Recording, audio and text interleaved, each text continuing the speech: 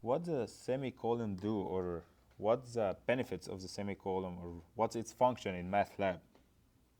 So semicolon, if I wanna like make it easy, it's just the bodyguard for the command window. So it acts as a preventer or suppressor.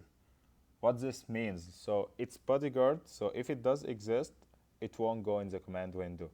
But if I remove it, here we go, I got the answer in the command window.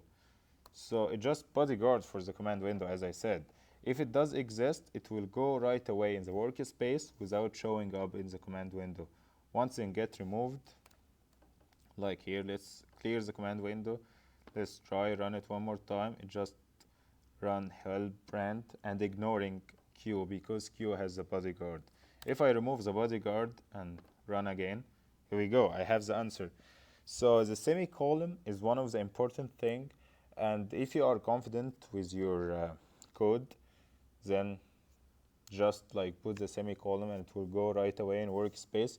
But if you want to see the result of your line, then like yeah, remove the semicolon. And then it's very important when we are doing a graphs, when we are doing tables, to see your product. So that's why you can just remove it until you can see, okay, this is the result I do want.